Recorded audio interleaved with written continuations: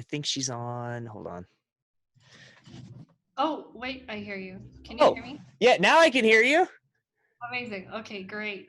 Oh man, this is the worst way for me to ever talk to people because I'm like 90 inside. I don't understand anything. I can't even do when I set up my streams. I have to have like a crew of like volunteer fans. Oh I my have goodness. no idea how to do it. What are we talking about today? I actually just wanted to introduce my people to you. I know it sounds kind of weird. Like, I don't know. I've always had this thing where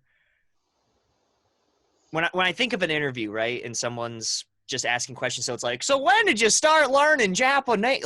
Like daytime radio, and it doesn't feel like a real convo. And the truth is, I think my fans would benefit from your channel. Because you're like a genuinely nice person and you study Japanese along with, I'm sure, 1,000 other things I can't even comprehend because I struggle with English. So I just wanted to like get to know you and hopefully introduce you to my fans and hope, Perfect. I think it would likewise, I would love to do a video for my channel as well with you, if you don't mind. Sure. I didn't expect that. Okay. Sure, that would be great. Well, I guess I got to do my normal intro, don't I? All right, I'm going to sound like a goober, but just for a moment, and then I'll come back down to like a normal level. I kind of have to go, hey, hold on. Let me take a hit of this dark tea. I'm also drinking tea. Which kind are you drinking? Rooibos vanilla. Ah, I'm doing chocolate mint. Hermes. Oh, yummy. That is a good tea. This is the best tea. This is that Henderson & Sons dark chocolate mint. Oh, okay. Anyways, I'm going to get distracted if we just keep talking about teas. Okay.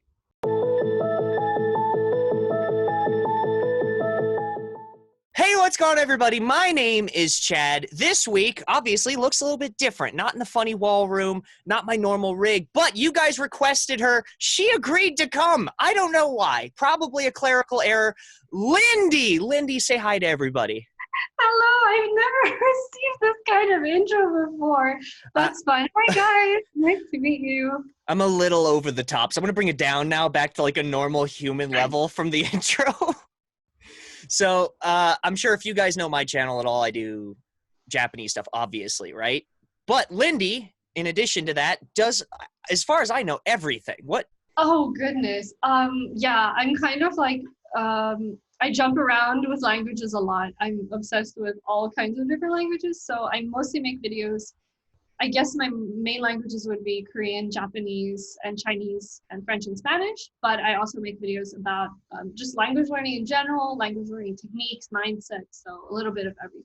Just hearing the fact that you're doing all of those is causing me anxiety because Japanese is such a grind for me to think that doing that on top of Chinese and Korean and all these other ones. Didn't I hear you tweet about Hungarian the other day? That's right. I am also learning Hungarian, yeah. Yeah, that's, I can't. How? I think I am just like a little kid who wants to play with all the toys. So that's how. And a lot of people do criticize me, rightfully so, saying like, oh, you should only focus on one language because you're not going to improve properly if you keep jumping around like that. But I mean, that's their life. I'm living my life. I'm just learning languages because it's fun for me to learn as many, not because I want to like say how many languages I speak as a number, but really because I'm legitimately interested in Hungarian, Turkish, Tagalog, Afrikaans. You know, I want to experience these different cultures, talk to different people. Whether I do that really badly, that's okay. At least I'm trying. That is my mantra. Do it badly, but do it happily. Yeah. At least with Japanese, when it came to it, it's completely passion-based. Like, I couldn't imagine. Start getting interested. Me? Yeah. Very dumb story that I'm kind of embarrassed to tell. Anime? Nope. Worse. What is? Women. Oh, what? So I grew up very shy and insecure and like nerdy. And, you know, when you're in high school, nobody, you know, looks at that kid and goes hubba hubba, right? So I was not very popular with the opposite sex. So this is so embarrassing. So I saw on Facebook years ago a video of, what's that actor's name? He was in the Notebook. Is it Ryan Gosling? Yeah. So he broke up a fight in Montreal speaking French. So I guess he's fluent in French. I had no idea. Okay. I didn't know. Yeah, I didn't know either. But all these girls were like on Facebook were flocking over him with like heart emojis and stuff. And I was like, I could do that. And then people will like me because I was really sad. So I picked up just a French podcast, not being passionate about the language at all, just kind of wanting to connect with people. And what I found out was I didn't really, it sounds kind of bad, but I tried listening to French music, couldn't get into it, tried watching French media, couldn't get into it. It wasn't a part of my life. And then my buddy Cody at the time was learning Japanese because he liked anime. He had like a full, like I have a lot of tattoos, but he had like a full anime sleeve. Oh my. Yeah, he was really cool to me, but he was learning Japanese and I was like, I don't know, maybe I could learn it to talk to him a little bit. Just because I liked, anime and I liked Japanese movies, like real life movies. I liked video games. So I was like, I at least kind of have a connection to Japan. And here we are. So no more French. I can't speak any of it. I think I could say like 3 or 4 lines of one French rap song still. What a story. Amazing. Yeah, it's not a great story and not one that I really share very much. But yeah, that's how it started. Let me guess. Japanese was because of a boy, right? No. Yeah, actually, I figured. no. I figured. I'm the only one. Was it anime? No, actually. I started with Korean, and the more I learned Korean, the more I realized that it has a lot in common with Japanese. Like Korean artists were always releasing Japanese versions of their songs, and Korean and Japanese resources came together sometimes. I was like, okay, what's this connection? And then my parents moved to Japan, and I was like, well, okay, now I have to learn it. Your parents moved to Japan?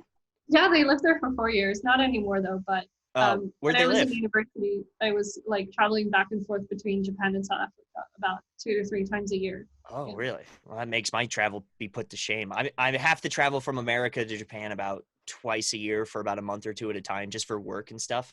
Amazing. But where did they live? Tokyo. Oh, okay. Yeah, that sounds about right. So no one's like, oh yeah, Fukuoka. It's never the case, and that's like the only city that I really love. Fukuoka is great. I went there for the first time in October. It's so quaint. I love it. I know. I missed you. I literally right when I flew in, I had to work. So I work at a tattoo shop over there. So wow. And I was like, I have a scheduled meeting and I cannot miss it because my job is I translate. So I make sure, I guess interpret's the right word. My tattoo boss, his name's Yas. I think that's kind of funny, but he doesn't speak English at all. He speaks nothing. But all of his business contacts in China and Korea also don't speak Japanese. So they all speak English in the shop. So they come over for like 2 days and it's like 8-hour days right in a row of just tattooing. And when they need me there to tattoo, and I saw you were going to be at the Polyglot conference and I wanted to go so bad because I wanted to meet you and I couldn't make it happen because I was like, no, I promised these guys I was going to work. Oh, I'm sorry. But look at us meeting digitally now. All this time later, or not even that long. What was the That was October, right? Yeah, it was just October, yeah. That's pretty good time for me. It usually takes me way longer to meet people I want to meet. You came from Korean, right? That's how you came into learning Japanese, was from Korean? Pretty much. That was a hard transition, I know, but that's the last thing I remember us talking about. Yeah. The only introduction I had to that was some of my earliest translation work that was paid. I had to translate Japanese versions of Korean songs into English for people in America that like Korean songs, but they wanted to know if the Japanese was good. Oh, what? That's interesting. So I know very little about Korea. I've only been there a couple of times, but like, do you know how it's similar? Grammatically pretty much identical. And some vocabulary is the same as well. Like, it stems from Chinese, right? So like Sino-Korean or like a lot of kanji. I have no idea. I don't know where it stems from. They sound similar sometimes. So maybe if I'm like learning Japanese and I encounter this word, I'm like, oh, that sounds like the Korean word for this. So it probably means that. Those kind of situations happen a lot. Okay, so you're able to kind of make the leap a little bit. Yeah. I can't think of like a great example now, but I was listening to a podcast and they were saying something in Korean, and this was actually the opposite way around. I knew the Japanese, but I didn't know Korean. sonzai in Japanese. Mm-hmm. So in Korean, it's a 존재. Oh, wow. Okay. So yeah, if you like listen to it enough, you can kind of make that connection. So things like that. Yeah. Oh man, all I remember was I remember being in the airport and I had already studied Japanese for a while. And I remember this is kind of sad. I didn't know what kimchi was, like their kimchi, Oh but I yeah, knew kimochi. you can see. Yeah. So I just embarrassed myself in front of the entire Seoul airport, but it was a nifty experience and I really enjoyed it. But I don't know, man, there's something about Japanese that I haven't found anywhere else. Like I would totally study. I like languages and I still study Japanese every single day. I don't know what it is. There's just, there's something fascinating me about polyglot channels or just people, not even that if you're a channel, if you're just someone that speaks a lot of different languages. I don't know. I wish I had that in me. Like I was so narrow-minded that I was just like, I need to know this language. I love this language. I want to talk to the people. And when I see people that have that for so many different cultures, I just kind of look at them and go, you are legit. You're what I would be if I was super powered. Yeah, I don't know. You can think about that in two ways. Like I said earlier, a lot of people would be like, why would you do that with so many languages? You're not getting a deep enough experience with each. So I actually admire people like you who can just focus on one language until like super fluency. That's also admirable. Wish I was super fluency, but I barely passed the N2 last year. But you did, didn't you? Yeah, I got it framed. I have it framed and it's sitting on my floor because I don't saw have your walls. video. That's great. Yeah, third time's the charm, I guess. You just got to keep failing and eventually they'll give it to you. Thank you. Yeah, it's not a goal I ever want to do again. Like, I don't even want to do the N1. In fact, at the end, I didn't even want to take the JLPT. Yeah. It wasn't, I set the goal before I really got into language learning and knew what it was. And then when you get into it enough, you're able to kind of make the connections yourself and you can realize, oh, this is more useful or that is less useful and blah, blah, blah. Yeah, the test is not a great indicator of proficiency, I found out. Not. No. No one told me. I know people who have passed the N1 and they can barely have a conversation. Like their vocab is good. They can read a newspaper. But if you want to talk to them, they're just like, they just shut up. Yeah. Close up, yeah. I mean, it's definitely not a speaking test. That's for dang sure. Yeah. But it's even like my buddy that passed the N1, mind you, it was a couple years back now, really struggles to even read like basic stuff. If I send him like an article, he'll really struggle with it. So it seems to be less a good test of proficiency and more a good test on, hey, do you know how to take tests in your target language? Yeah, it's the same with a Korean exam. It's really a test-taking exam. It tests your time and like your reading comprehension ability, like how can you answer a question really smartly, but it's definitely not an indicator of fluency at all. Yeah, I mean, I'll bet you right now, if you and I had, we're not going to, by the way, I won't let it, but if we had to role play, like if I was a worker somewhere and you were talking to me and I had to speak Kegel, no way.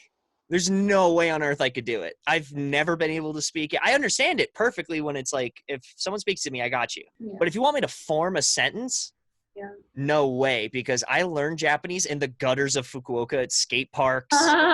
And at like tattoo shops. So like and I'm even really embarrassed to speak a lot of the time with my Japanese friends from other parts of Japan. My buddy from Nagoya will never stop laughing when I talk because I throw in like yakens a lot. And wow, yeah. Like it's on purpose. I didn't study like Hakata-ben to learn. Like I didn't care. It's how my friends spoke. Right. And they're my only practice. Like my school didn't teach me anything in Japan. That's a whole different conversation. Language immersion schools are hit or miss, but I learned from those guys. So I speak like a hood rat, and that's all I speak like is like a hood rat. So I don't speak very nice Japanese. And whenever a Japanese person comes up to me and they start talking to me, it's just like, oh, here we go. I'm never going to hear the end of this. I understand. Yeah. So I mean, that's the environment you got used to. It's pretty much like someone who, you know, you grow up in America, you're going to have an American accent. You grow up in the UK, you're going to have a British accent. That's just like part of your environment. I don't really think that affects your fluency per se. Like both people speak English, but that's just the environment you got used to. Yeah, I mean, I like to think I'm fluent in English, but I can hardly read. So my English struggle is real. One of these days I'll send you some Twitch clips when people send me stuff. Like it's in English, but I'm just sitting here like struggling to read and stuttering. I don't know what it is. Maybe I have like an undiagnosed reading disorder or something, but just I can't do it. It's the worst. And I think I probably shouldn't stream because of that. Like my whole comments, the only two real hate things that I get is that I mess up my English, which is I do it proudly.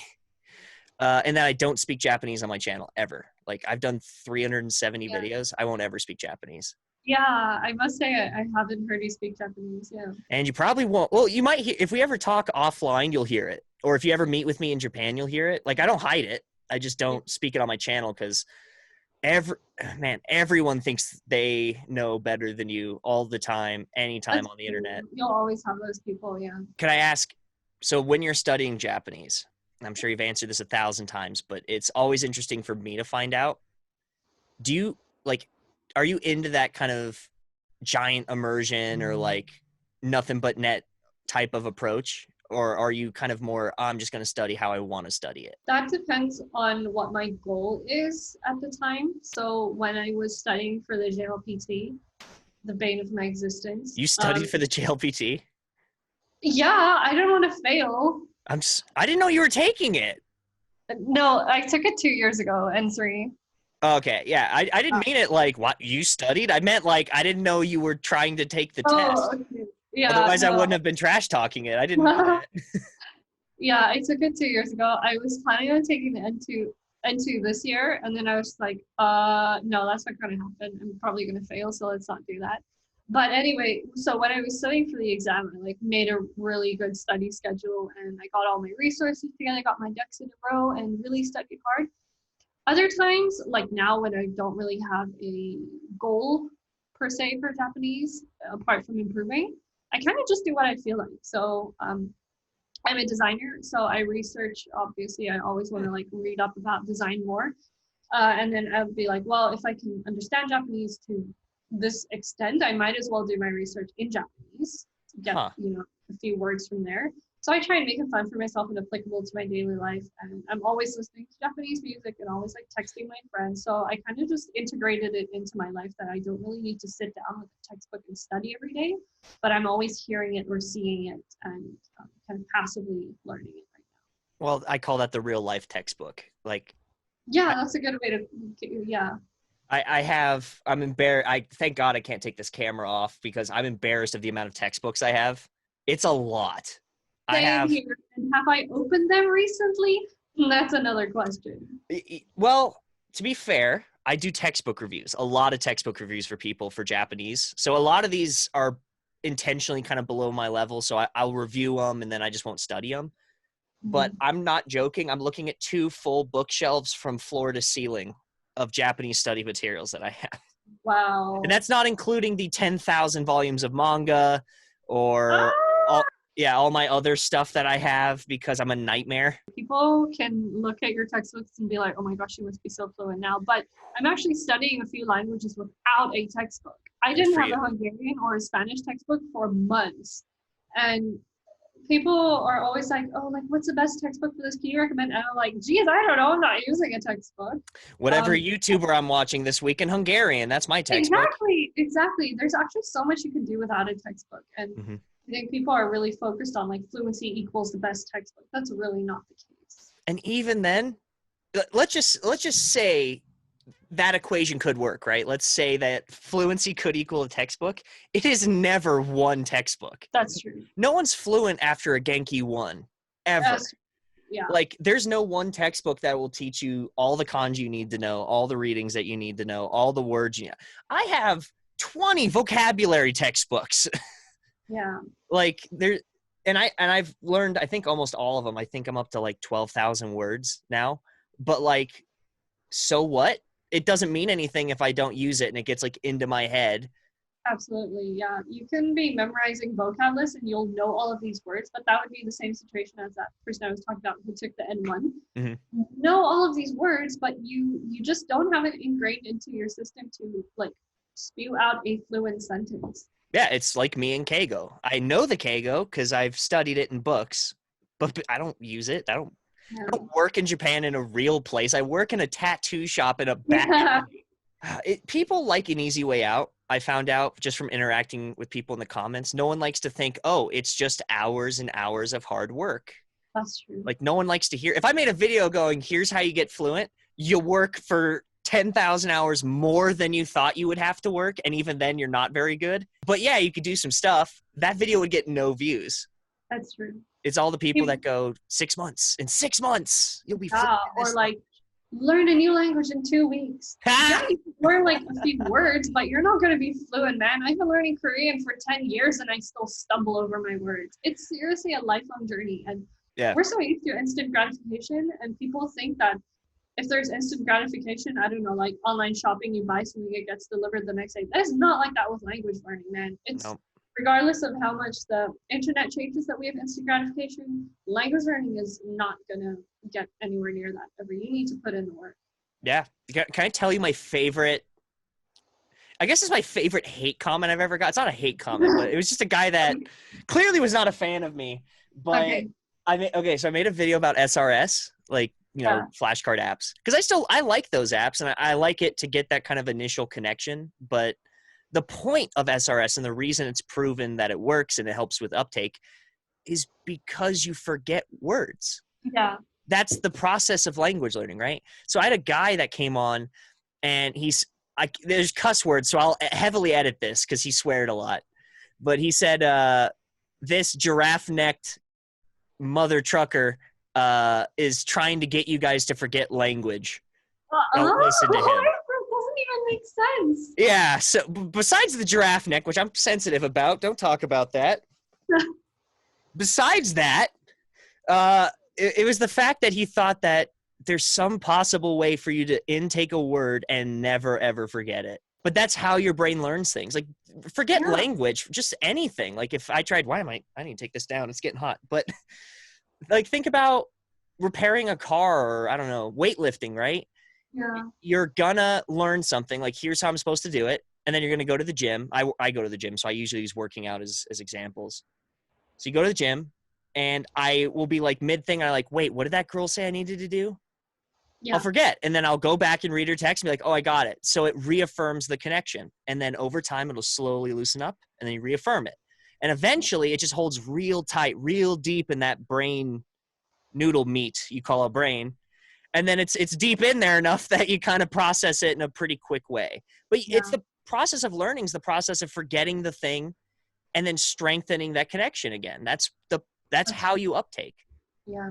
And you can say the same thing for making mistakes. There are people who are never going to speak a language until they feel like they can speak it without making mistakes. But making mistakes is how you learn. Like, if I say something really embarrassing in language and someone corrects me, I am going to do my best to remember that mistake, because I don't want to make that embarrassing mistake again, you know? And that's how you learn.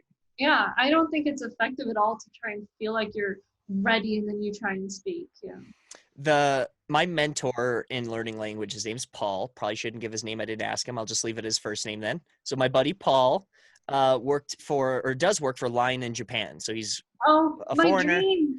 He's awesome.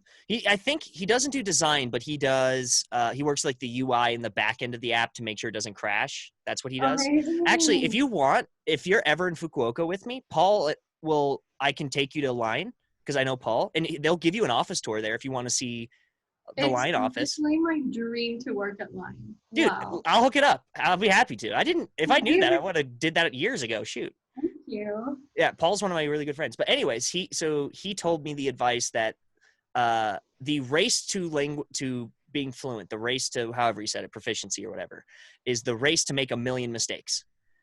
And if you only make 10 mistakes a day, then you're going to be a lot slower than the person who's willing to make 1,000 mistakes a day. That's true. That is such a good way of looking at it. And ever since he told me that, it's fearless. That's why I made the vest.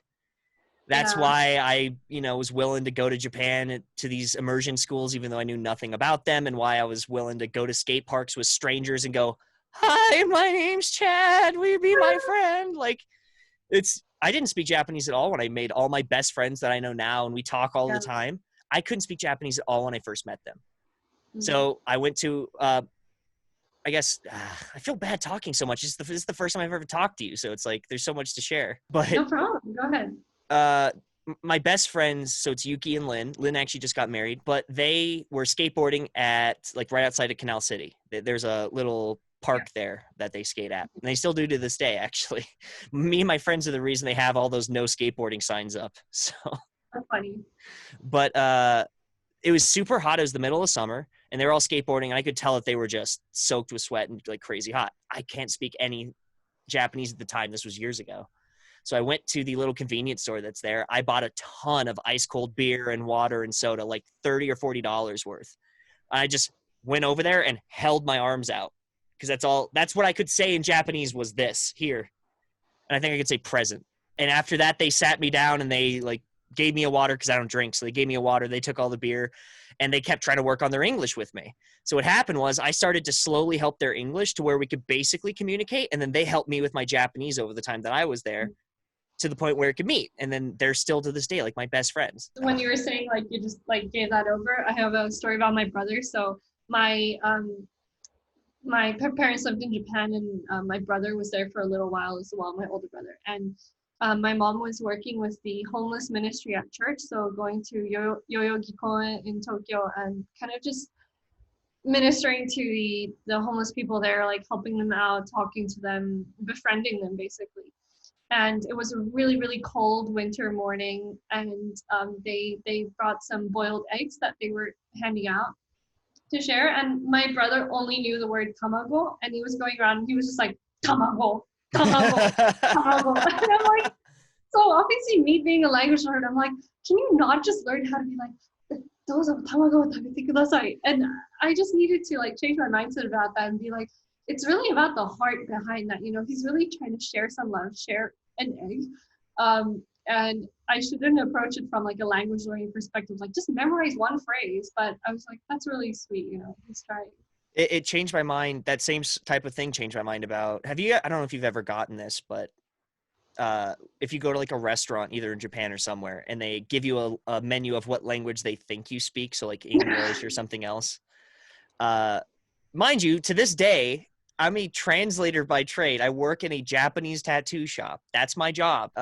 And I still get English menus handed to me. And I used to get, not mad, but I would be kind of probably snarky about it, which it breaks my heart because they definitely were trying to be nice. That was the thing. Yeah. They're trying to help. They're trying to bridge that gap the same way your brother is with the, tamago, right?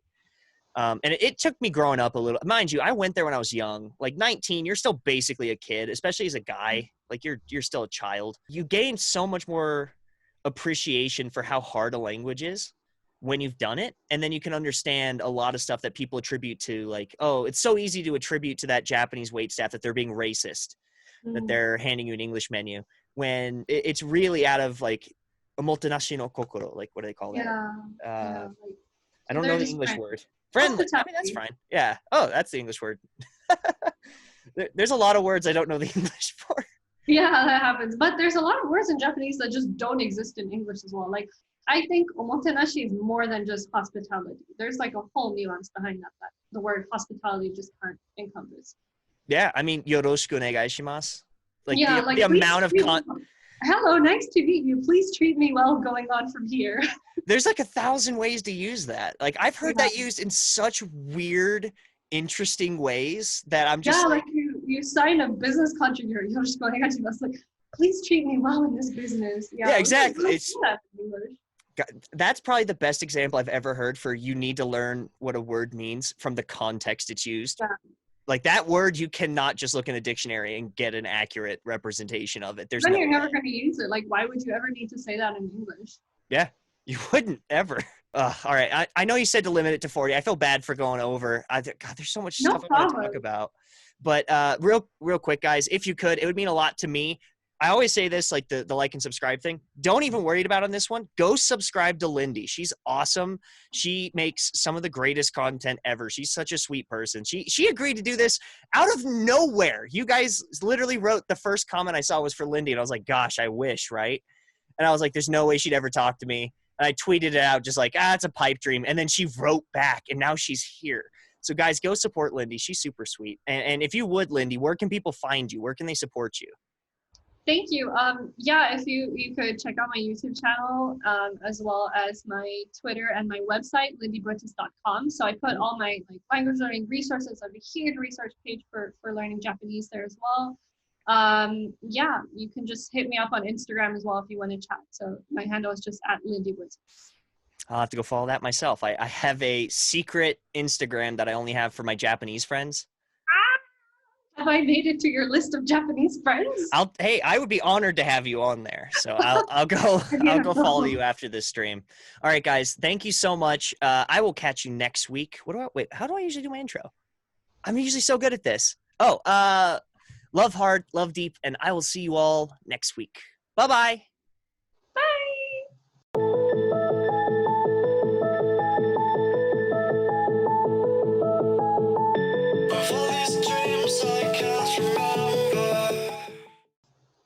There.